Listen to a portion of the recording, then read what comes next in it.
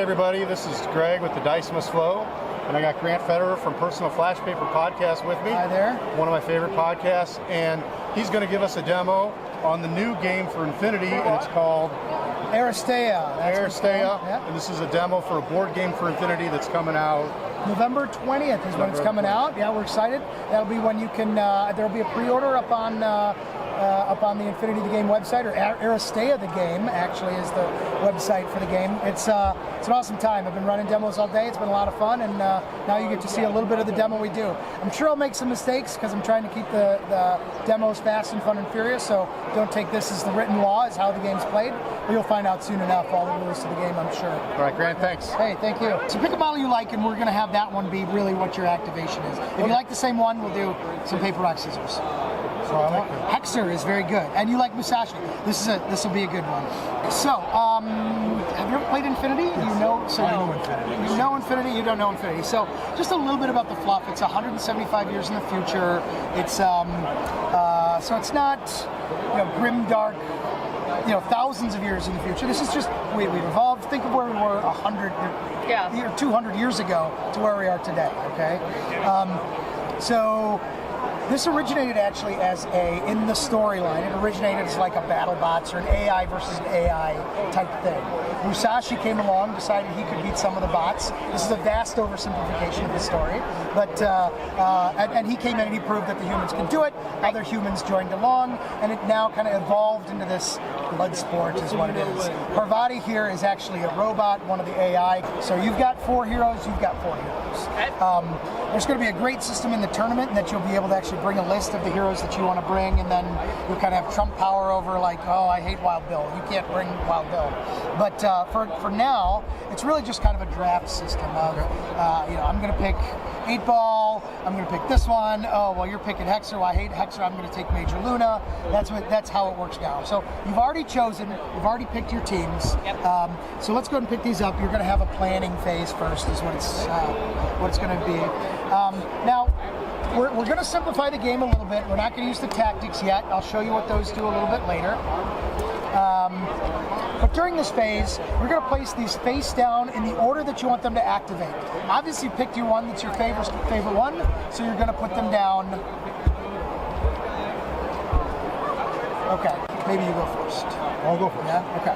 So Musashi, you want to get in there before she can do anything to you.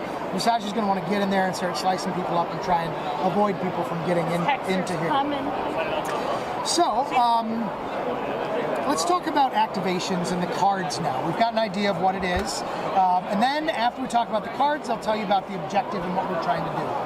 So the cards are, just pick up your character that you chose. Which one? You chose Musashi, you chose that. So as we're looking at the cards, you see we've got, this is your initiative, which we already know. Oh, for the camera, thank you. This is your initiative. This is how far you move is the boot. The energy is how many energy points you have to spend. That's kind of how many activation points. Right now, everyone in the game has 5 activation points or 5 energy points. There are talks in the background. Oh, he's recording. I probably shouldn't say that. There's talks in the future about having people with maybe 1 more, 1 less, having people that can affect how many that you have. Right now, everybody just has 5. Okay? The little hexes here are the shields. All right? The fist is, we'll just call it your strength, and the little lightning bolt looking person running is your speed. You only really use those in the game right now when somebody's trying to dodge away from you or get away from you. We might not run into that this game, but just so you know. If you also see underneath, you've got special abilities. You could do red abilities. I'll show you here for the camera. Red abilities are going to be an attack. Green abilities are going to be passive abilities that don't cause any damage but can have some great effect on the game. And then you'll also see, there's these kind of yellowy, orangey ones that are just really effects that can happen during the game that can be triggered in some way, or you can activate them if certain conditions are met, okay? So that's the cards, pretty easy. We'll talk about the rolls in a minute and what all these little exclamation points and things are. But, so there is one thing that's not on the cards, and that's the move action. Right. So everybody can move. We already talked about everybody's got 5 action points that they can take. Everybody in the game can move, and to move, you spend 2 action points to do that. You can do any combination of anything that's on your card in any order that you want in this game. Oh, okay. All right? So you're going first. You have, if you look on your card, again, you've got 1 to 1. That's your range. You look on yours, you've got 1 to 3, 1 to 4. Those are your ranges. So that's 1 hex away to 4 hexes away. Musashi is just a blender. He's amazing in close combat, but if all you're carrying is a sword, all you can do is close combat, right? So you want to charge in, you want to get yourself in place, so you're going to spend 2 activation, just like you did, 2 energy, and you're going to move him 5 squares. You can move him anywhere, but who do you want to go for? You want to go for him? You might be able to reach Major Luna over here. It'll be pretty hard to get to Hexer. Whichever one you want to get to, you tell me. You have to spend points to yep, turn? He spent 2 activation. No turning. There is no facing. No facing? No facing. So like that. So yeah, so for that, you could have moved 1, 2, 3, 4, 5 right there. That's a great spot to put that in, because what we're doing for the objective, and I probably should have told you this before you start moving, like Infinity, this game is very objective based. Okay. You can kill or frag somebody as many times as you want, but that doesn't mean you're going to win. It's a tiebreaker at the end, but the main way to win is just via points. In this mission that we're playing, get as many people as you can into the center. So you've already got 1 team member in the center, and now you've just brought Musashi in the center, and you're going to try and stop other people from coming into the center. Okay? After this turn, so after we activate all the characters, which we're only going to activate the 1 character, after we activate all the characters, the underdog, after that round, will get to choose where it moves. So you can really like go whole hog into 1 zone, and then really, for lack of a better term, screw yourself over, because now you've already got you've got somebody protecting this, and you say, well, I want it to be over here. You're like, darn it, I went whole hog in here, or I went whole hog over here, and now the objective's over here. So that's how this scenario is going to work. Right now, all we need to know is run to the middle. So you ran to the middle. You've got a zone of 1 to 1. So anybody who's within 1 square, I am so strong. You can attack. So let's make an attack on Wild Bill. How's that sound? Yes. So Ken no Sen is what it's called. Musashi's a blender. So you just follow the color of the dice. It's pretty simple. So I spend 3 for it. You spend 3. That's going to be all your activations. Yeah. So you're going to get a red dice, an orange dice, and a blue dice based on what's on the card. There you go. Now, you don't get to just simply stand there and let him strike you. You get to defend yourself. Yep. Wild Bill happens to have you're so convenient, just for the camera. Happens to have a green and a blue. Now, he also has an ability that says when an enemy declares an attack against you, you may switch your shields for a red and a orange. Yeah, for red and orange. However, that's only from 2 to 6. Because basically what that's saying is that you're like, skip this cover. I'm not worried about, throw caution to the wind. I'm just going to start shooting at you as you're coming at me. Unfortunately, he got too close. He's out of your range, because you can only do that when he's a minimum of 2 away. So you can't switch. You're just doing your regular old defensive dice. So go and roll those, and we'll talk about what the results are. Okay. Well, these are good rolls for examples. So this red dice is a mean dice. It's a very aggressive dice. It's always, that's the point to it. That's why there's different colors. The results of this roll are the stars are successes, or hits, however, wounds, however you want to say it. The shields are blocks. The exclamation points, they let you do some funky things called switches. We'll talk about what that is in a minute. So how an attack like this works, or a passive ability or anything, is you both are going to roll your dice, you're going to tally up what you have, you're going to activate any switches that you want to activate, and then you're going to apply the results. So you roll the dice, your results are 2 successes, 2 blocks, very easy. 2 successes, 2 blocks, and 2 exclamation points. You just got 1 block. Yep. It is possible, just to show you here, that you can score a hit on him, even though it's his active turn. You could try and do a wound to him. You're not going to though. You only rolled the block. What is that? That is a critical block. Okay. That would have allowed you to get rid of any dice, in which this case you would get rid of that one, because that's giving him 3 results. Okay. Yeah, you can get rid of any dice. Similarly, on this red dice, you've got a critical hit. Oh, Yeah, which would allow you to, like, no block can stop it. But for this is going to be some good math so that we can see what happened. So, you got 2 hits. He did hit me. Okay, and you're going to be able to block one. We're not going to look at that quite yet, though, because I want to look at this for Musashi. We have next what's called a switch. Before we apply any of this, the switch. Let's see, does Wild Bill have any switches right here? Right here. So you're not doing the attack, so you wouldn't be able to apply that. But this switch, if you had gotten 2 shields, you could say, I'm going to use those 2 shields to draw a tactic card. You didn't do that, so you can't do that. Musashi, however, unfortunately for Wild Bill,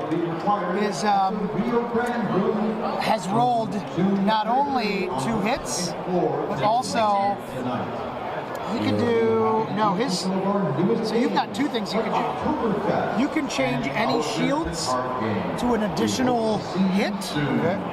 You can also, because you were doing this attack, you can change, well, this isn't even change. You can use those 2 exclamation points and a shield to immediately make another attack after this. Okay. This is like the perfect roll for you. You've got 2 hits. You can take that shield and turn it into another hit. Yeah, there you go. That's very good. And then you can use this shield and those 2 exclamation points to make it another attack immediately after this. You're going to do the same thing again, but not yet. We're going to, after we resolve this one. So you've got 3 wounds here that you've done. You've only got 1 block, so you can block 1 out. Yep. So you're taking 2 wounds. Right. Woo, Wild Bill safe. Not for long. Except that you rolled this, and this can continue. You can do this as many times as you keep rolling the switch. I've seen Musashi go 4 times now in one row where he'll just start chopping at you. It doesn't happen, usually it doesn't even happen once, but you could do it again. So let's roll it again. Same exact thing's happening. Go ahead. Oh, I almost got a critical shield. You are 1 exclamation point away from being able to do it again. But you did get, so you got nothing on that, which is rare. You can switch any of those shields to hits, because that's Musashi's power. Well, she's got 2 shields. So that is already a hit. To get rid of that hit? I can do this. He already had a hit. So wait, I was like this, right? Oh, is that what you're like? Yeah. I think that's what the roll was, yes? So I can switch it to this. No, you don't. Because he loses the I don't hit roll then. the die. You don't re-roll the die. No, it immediately just changes. Like your results now are 3 shields, a star, and a exclamation Right, so I point. can do 2 So you stars, could, 2 shields, and 1 if you want to do that, you could also do all 4 stars. You could do this as many times as you want. It's just switch a shield, add a star. Oh, well, yeah, I'll do all 4 So you can literally do all 4. So basically, you're throwing caution to the wind. You're just, I'm slicing. I'm not being cautionary. So you did 4 wounds. You've got 2 shields, but also because you got rid of all of your shields, you do take a wound because you have no shield. So you take a wound, but you did 2 more wounds, and Wild Bill is a wild kill. Here we go. I just made that up. So that's it. Oh no. Okay, so now it's 2-0, but now it's your turn to make some magic happen. Correct. Okay. So on your turn, Hexer is very, very sneaky, and I don't know if you caught what the other guy was doing with what he does. Hexer has the ability to do 2 things. You can look at this. We're not going to worry about immobilizing anybody now because he's not going to move anybody else for the rest of the game. This is going to be it. This is going to be where we stopped. So you've got 5 action points. Okay. So you've got the skill called Vade Retro. That's how Carlos says it, Vade Retro. It only costs 1 to do. It allows you to displace the target as long as you get a success. Any of these passive abilities, as long as you get 1 success, I got 1, I can do it. Okay? Yep. You can also then, if you get, like, let's say my result was this, I could also displace myself too. I spend those to displace myself, and then I got a success, so I displace the target. So I think you probably have an idea of how this works. I'm going to let you kind of figure it out too. You can also displace an enemy as well. Okay? So Hexer is here. The range is 1 to 4 on that. So I'll let you kind of decide what are you going to do? Are you going to? Well, there are 2 people scoring right now. 2 people scoring right now. So I need to try and displace one of them and try move yourself in. Probably a good thing. So let's target Musashi. Yep. And go ahead and roll your dice. All you need is 1 success. I don't get to defend because I'm not It's a passive. It's a passive ability, so no defenses. So you got a success. Ooh, look at that. So the successes, all you need is 1 to do it. Okay. You wouldn't be able to displace them twice, but I'm going to assume you're going to displace them out of the scoring zone, right? Yep. But now look at this.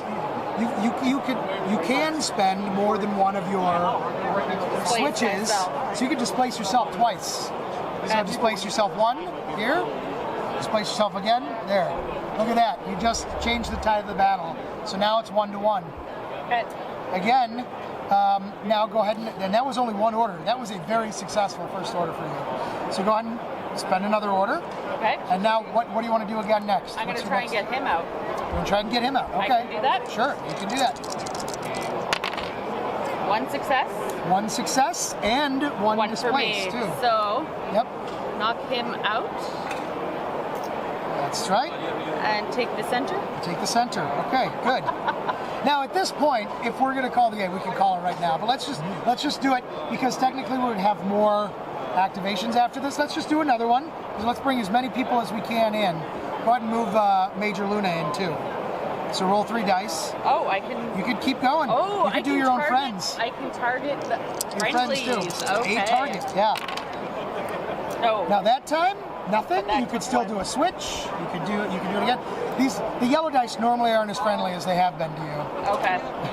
There's not many hits on them. I think only 1 or 2 facings have successes. So I'll go. so do it again. Try to do it again. And you got a success. You're in. You could displace yourself again if you wanted to. I don't see the need. So we don't see the need. We'll end that there. So Yep. you've gotten a chance to roll the dice. You see how the face-to-face works. You see how the passive abilities work. I think one thing we did miss with Musashi, and I'll just talk about it since I'm being filmed. Musashi can move after inflicting wounds. Okay. You really wouldn't have moved much with the already being in there. You're already in the scoring zone. You wanted to stay in there. Maybe you would have moved yourself to the center, in which case you would have just started displacing him out more. But in the next round, let's say, did you do Panda next? No, but when Panda gets to go, okay, so let's say you're on this round. Panda gets to go. He's got something that's called Be Water Dude, which is very similar. He's all about like weight displacement, and he's got his staff. He's all about moving people around with that too, and he's throwing his weight around. Let's say so he can place a target in any adjacent free space to him. So and that's range 1 to 2. So he could do that to Hexer. Like he could spend 2 to move into here, and then do Be Water Dude. And as long as he is successful on that, with an orange and a blue, he rolls. Okay. He's got a success. He can place Hexa in any adjacent square, which is adjacent to him. There. So you could kind of play the same game back. Right. So, Adjacent to him. adjacent to him, not to the other person. So Yeah. you can't crowd and have 2 on a spot. It Nope. doesn't make sense. But let's say there were 2 models here. Could you cross through It's them? another tactic. You can't cross through them. No. Yeah, that would You can definitely be a block. tactic to try and stop. Okay. That's why Hex is good, because she can be like, you're displaced and I'm moving. Now it's important to know that the switches happen before the actual movement, Right. because if she was blocked Yep. and she didn't get her success, I wouldn't be able to go in. you wouldn't be able to displace yourself in there because you didn't move any, or even if you did get your success, really, look at that. If you did get your success, you couldn't move in because the switch happens first. The switch is the displace. That makes you couldn't sense. do that. Okay. That's the order that it I happens. was getting in. worried about that because I'm like, I've got a block here. Yep. How am I going to go in? And I had another demo where that actually happened, where they did a good job blocking there. How did it end up? Oh, he was out. Started moving people. He was out. You were in there. Good. Okay, so it winds up with you're the only person in there. You get 3 points. If it would have been, you know, if it would have been like this, you would have gotten 2 points. You would have challenged it. If it would have been one-on-one, you would have each got 1 point. Nobody 0 points. But so you got 2 points, or no, you got 3 points. You got 0 points. We pick up all of our cards. End of the turn. At the end of the turn, Wild Bill moves over to the bench. The underdog token goes over to the player who is not, you know, who lost the last round, and then you get to pick what, you know, area is that. Oh, you know, it's the person who lost. It's not the person who lost. Starts with it's the person who lost that round is the person who picks the next one. Yeah. So that's a game balancing mechanic. Yeah. It really helps. Makes you never feel really that out of it, because you could totally know, you know what, she's got Hexer, she's got the people in the place there, I'm not going to move them, I'm going to concede this round, and I'm just going to really start setting up my defenses here to not allow you to get into, because I know I'm going to be the underdog next turn, and that's going to be the one that I pick. Then the turn after that, she gets the whatever she wants. Then probably, you know, yes, probably. How many turns do you go? It's 5. Oh, okay. So that's how many turns. It's 5. It's whoever's got the best score at the end of 5, and then it's if you tie on score, it goes to kills. So there is some benefit to kills. There is. So let's talk about your turn a little bit, just to like how do things moving on from that first turn go. So again, you'd look at your cards, you would place them down. You would also, in your at the beginning of your turn, you would choose a tactics card, which we haven't talked about yet, really. So just you don't choose, you pick one. You just pull one from the top. It's a random thing. Unlimited power. And then if you killed somebody, so we said you killed Wild Bill, you could pick a you get a second one. So you always pull a tactic card at the beginning of the round. If you killed somebody, even if you killed 3 people, you only pull 1 card additional. So you can pull a maximum of 2. Now I understand that some characters use cards almost exclusively, and other ones use yes, almost yes. That's a great question. In the beginning of the game, there's a deck building mechanic. Every character has 4 character-specific cards. When you're building your deck at the beginning, you're going to use 10 standard cards that everybody gets, and then you add 2 of the 4 for each character. So your total deck is going to be 18 cards, 2 from each of them. Now, just because it is only Wild Bill, doesn't mean it only is used during their card specifically. It tells you on the card, like this one is only for Wild Bill, before making a combat roll with Wild Bill. Some of them, like Major Luna, has a card that you can add to the deck that impacts anybody in a combat, because the idea is that she's sitting in the background sniping into that combat, kind of helping you out.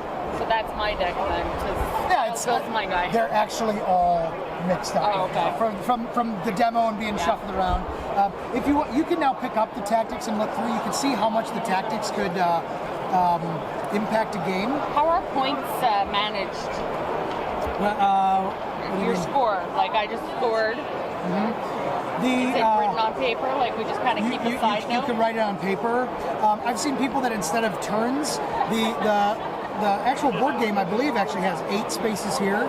So some people use that and they keep track of turns the other way, or you can just write it down. Yeah, there's no there's score no on the that? board. No. Question for you. Yeah. When guys over in recovery's on the next turn, he comes on here? No, this just shows that it is. That's a great question too. So let's say that the turn ended. And Wild Bill came. The turn ended like this, and you picked that was the square. Wild Bill can come back on and can come back in any activation zone. In fact, adjacent to an activation zone as well. That is not the like active scoring zone and doesn't have anybody in it. So like Wild Bill can come into number 6 right here. Okay. Adjacent to it.